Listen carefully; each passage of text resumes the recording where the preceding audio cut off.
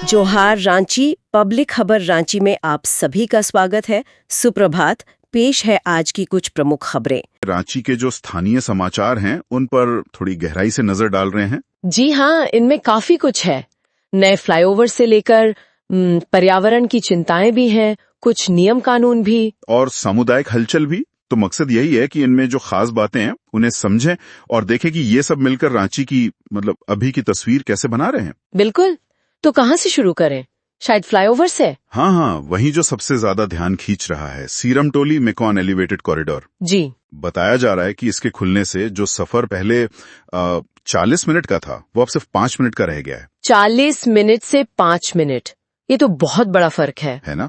और कोकर, कांटा टोली, लालपुर, ऐसे करीब 30 मोहल्लों के लगभग 50,000 लोगों को, खासकर स्कूल जाने वाले बच्चों को, रोज के जाम से निजात मिलेगी। हाँ, बच्चों के लिए तो ये बहुत ही अहम है। और इसमें वो केबल स्टे ब्रिज भी है ना, जो रंग बदलता है। हाँ, वो भी है।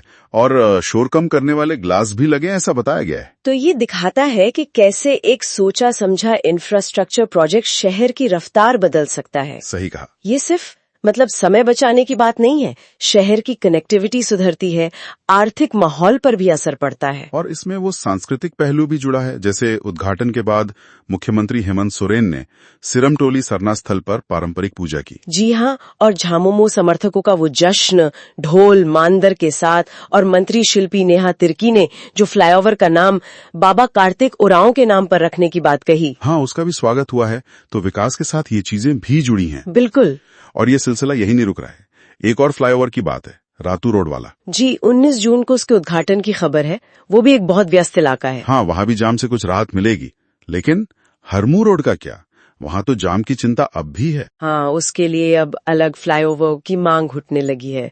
देखते हैं उस पर क्या होता है। और साथ ही आज 6 जून को मुख्यमंत्री होटवार में मेधा मिल्क पाउडर प्लांट का भी शिलान्यास कर रहे हैं। अच्छा, उसमें केंद्रीय मंत्री संजय सेठ भी रहेंगे? हाँ, खबरों के मुताबिक वो भी शामिल होंगे। तो विकास के काम तो चल रहे हैं, लेकिन पर्यावरण का सवाल भी उतना ही जरूरी है। बिल्कुल। और अच्छी बात है कि विश्व पर्यावरण दिवस पर इस पर ध्यान दिया गया।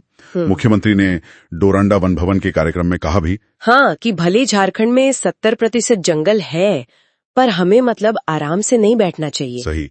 प्लास्टिक छोड़ने की अपील की और हर व्यक्ति से कम एक पेड़ लगाने और उसे बचाने की भी। ये बहुत जरूरी है। और इसी सोच को आगे बढ़ाते हुए वो बड़ा तालाब पर गंगा आरती हुई विवेकानंद सरोवर पर। हाँ, बनारस की तर्ज पर गंगा यात्री पीयूष पाठक के नेतृत्व में। जी। और वहाँ जल स्रोतों को साफ रखने, पर्यावरण बचाने का संकल्प भी लिया गया। मारवाड़ी युवा मंच ने भी तुलसी पौधे बांटे। समर्पण शाखा ने पूजा अग्रवाल के नेतृत्व में। तो ये सामुदायिक भागीदारी दिख रही है। मुख्यमंत्री ने भी पारंपरिक तरीकों की बात की, धोती साड़ी में सामान लाने की। हाँ, और चैम्बर अध्यक्ष परेश गट्टाने की कार्यशाला में भी पेड़ लगाने और सिंगल यूज प्लास्टिक बंद करने का संकल्प लिया गया। ये सब दिखाता है कि सरकारी कोशिशों के साथ साथ नागरिकों की भागीदारी कितनी है, कितनी अहम है। सही कहा। ये विकास और पर्यावरण में एक तरह का संतुलन साधने की कोशिश नजर आती है। बिल्कुल। अच्छा, विकास और पर्यावरण के अलावा शहर में व्यवस्था बनाए रखना भी तो एक चुनौती है। जी हाँ। तो इसके लिए भी कुछ कदम उठाए गए हैं। जैसे रांची में ऑटो और ई रिक्शा चालकों के लिए ड्रेस और नेम प्लेट जरूरी कर दी गई है। अच्छा, और अगर नियम तोड़ा तो जुर्माना लगेगा। ट्रैफिक एसपी कैलाश करमाली की बैठक में ये तय हुआ और महिला यात्रियों की सुरक्षा पर खास जोर था। ये बहुत जरूरी है। छेड़खानी जैसी घटनाओं पर तो लाइसेंस रद्द करने तक की चेतावनी दी गई है। ये सख्त कदम जरूरी भी हैं। इससे थोड़ा अनुशासन आएगा और यात्रियों, खासकर महिलाओं का भरोसा बढ़ेगा। और वो पुलिस अधिकारियों के नंबर वाले स्टिकर चौराहों पर और ऑटो बसों में डायल 112 का स्टिकर, ये भी अनिवार्य किया गया है। ये अच्छे कदम है। नियमों का पालन हो, सुरक्षा का एहसास हो। लेकिन हाँ, अपराध नियंत्रण तो एक लगातार चलने वाली चुनौती है। वो खबरों में रातू थाना क्षेत्र की चोरी का जिक्र था, मनीषा देवी के घर पर। हाँ, और पुरानी अनसुलझी चोरियों का भी जिक्र था। तो पुलिस प्रशासन को इस पर लगातार ध्यान देना होगा। बिल्कुल, ये एक सतत प्रक्रिया है। इन सब बदलावों और नियमों के बीच शहर का अपना सामाजिक और धार्मिक जीवन भी चल रहा है। जी, वो भी तो शहर का एक अहम हिस्सा है। जैसे ग्रीन सिटी आम बागान में नए शिव मंदिर की प्राण प्रतिष्ठा हुई। संजय कुमार त्रिवेदी और सुधा त्रिवेदी मुख्य यजमान थे। अच्छा। और जीएल चर्च यूथ फेलोशिप का वेकेशन बाइबल स्कूल भी खत्म हुआ। बच्चों ने डांस नाटक किए और बिशप संदीप सीमान तिर्की ने संदेश दिया।